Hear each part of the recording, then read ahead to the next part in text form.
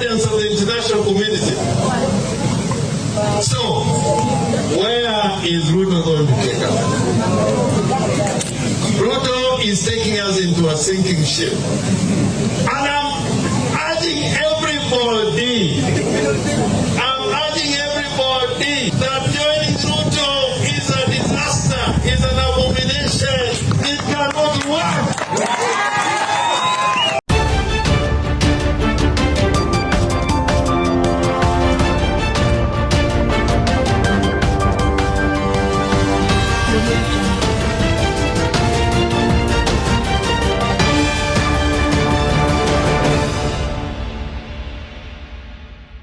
James Orengo, the Siaya governor, is one of the few leaders from the NYANZA who refused to board Ruto's games when he conflicted RAILA so that he can inherit his support base. Among the few leaders is the Siaya governor, James Orengo, who on several occasions has come out to oppose Ruto, despite the fact supporting RAILA in the AU chairmanship bid.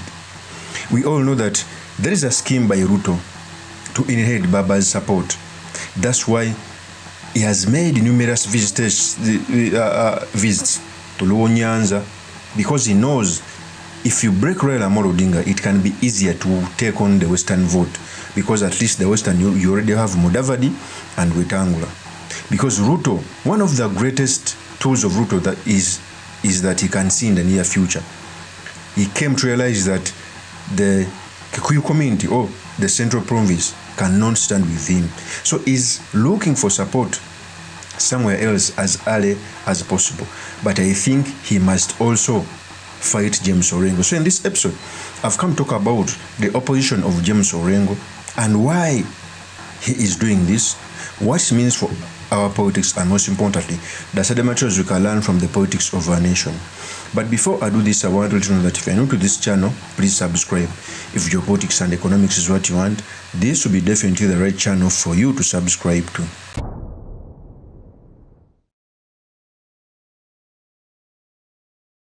So, James Orengo is one of the few politicians within the Nyanza province who has had presidential ambition. In fact, he's one of the high-ranking members from the Nyanza who has ever stood for presidency.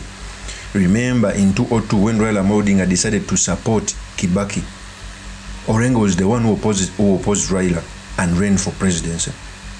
It is also the reason I've spoken about this in several videos. When it was time for RAILA to relinquish his party position, he gave it to Anyang Nyong. Anyang Nyong has lesser ambition to be president. He didn't give it to James Orengo, despite James Orengo suiting the position too. Anyone in the ODM who has presidential ambition is not normally put on the table of men. That's why even Baba Wino will have it hard for as long as RAILA is alive.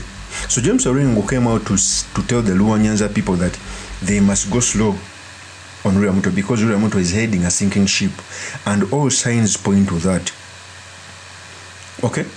If things go on like this, Ruto is going to be a first-term president. He's trying hard to do drastic measures, but they are backfiring. Now he's having an opposition from Gachagua, a man from the central. And I keep on telling people that every time the central has held a position, it comes out as a winner, according to history. The central has never lost. Before I proceed, I want to play a top of James Orengo when he was cautioning leaders from the Nyanza. I want you to listen to this video because it's going to form a basis of our discussion. Here is the tape. Justice is down. Justice is down. And I want to say those who are in a rush to join Ruto, that Ruto is a passing cloud. I am saying that without a fear of contradiction. Because Ruto now has no money. Because he's been borrowing. And the Kenyans have told him you cannot borrow. Ruto has said no taxation, but he said he's continued to taxation, and he refused taxation through the finance bill, so he cannot tax Kenyans. Ruto has lost the confidence of the international community. So, where is Ruto going to take us? Ruto is taking us into a sinking ship. And I'm urging everybody that joining Ruto is a disaster, is an abomination. It cannot work.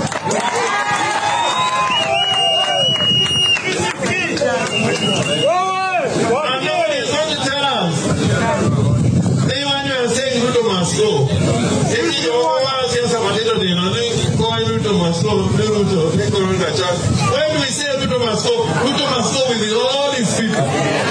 But at the end, our government must go. Nobody is going to remain there. So that is James Orengo. So we must ask ourselves, why is James Orengo speaking like this, despite his principle being in the corner with William Ruto 1? If you have ambitions like James Orengo, in the next cycle of an election, James Orengo, I think, is also going to be 79 or thereabout. So it means that if he wants to get a chance of being president, that will be the right chance in case Raila Odinga does not stand. Although I hold a view of that Raila Odinga will stand for presidency for as long as he's alive, even if he's 100 years. So in case he doesn't stand in 2027, it will be the ideal time for James Orengo to stand, because he will be the best person suited to inherit Baba's support. He has ever run for president. And remember, also Ruto is scheming on the same. He wants to inherit Baba's support. That's why he's visiting NYANZA. Among the first people who even opposed, the bread-based government was James Orengo. When rumors came out to say that Opio Wandai, Joe and others were joining government, Orengo was the one who first came out to oppose the broad-based government. In fact, Opio Wandai and the company, and Mbadi came out and attacked Orengo. They told him that he should leave them because Ruto is supporting Raila for AU, so there must be a broad-based government. I am in total disagreement with James Agriole. He's my senior, he's my friend, but where he is wrong, I will tell him you are wrong. You cannot tell us that we cannot dialogue, that we cannot talk with Ruto, we cannot talk as Kenyans. What is the alternative? We cannot play politics of populism. We cannot play politics of theory. We have been playing politics of theory since independence. That is why we have got these things wrong. Where are you taking us? We cannot follow Kalonzo because we don't know where he's going. Personally, as John Badi, I am saying it here affirmatively. I am not persuaded that Kalonzo is taking us anywhere. And I'm not persuaded that Uhuru means well for us now. If he wanted to give us leadership, he would have given us leadership. In 2022, some of us today, we would be cabinet ministers. I would not be a nominated member of parliament. You are telling us that now it's when Uhuru has a solution, has the key to take us to State House. When he was at State House, he handed over key to someone else. Now you are teaching us that Uhuru can give us the key to State House. I want to say it because I'm also a senior politician in this republic and this region. I am also a senior politician in Luoland. I have authority. I am the chairman of... So you clearly see that James Orengo is fighting off Ruto because Ruto is aiming to inherit Baba's support. He's trying to conflict him not to run for 2027 because Raila Odinga in 2027 he was going to be, I think, 81 or 82. So it means he will be too old. So they are just playing their games right. In case Raila Odinga does not stand, it will be the ideal chance for James Orengo to inherit Baba's support in Nyanza. And trust me, if he ran on the ballot, I think the Nyanza people would vote for him. And that will be a big blow to Ruto because Ruto cannot count on the Central Province votes, which voted for him almost 47%. So in a bid to look for somewhere else, if he gets opposition from the likes of James Orengo, who, by the way, are charisma, they can command the Luo Nyanza to get some votes, it's the biggest casualty is going to be William Ruto. Because as it stands right now, the person who his support base has reduced drastically is Ruto. The Central Province has gone. Even the Kikuyu is the biggest vote block outside the central province because the Kikuyus are everywhere. So even those votes are gone. Okay? So the battle between Orengo, those comments highlight a battle between Orengo opposing Ruto from making inroads in Raila Odinga's stronghold, because right now Raila Odinga is eating, and when a person is eating, it's very hard for him to speak. Of course, that's my opinion. Do drop me comments by commenting about this. Thank you very much for listening in. If this is your first time on this YouTube channel, I implore you to subscribe, like, and comment so that I can be motivated to do more of such videos. I'll see you on another one. Peace.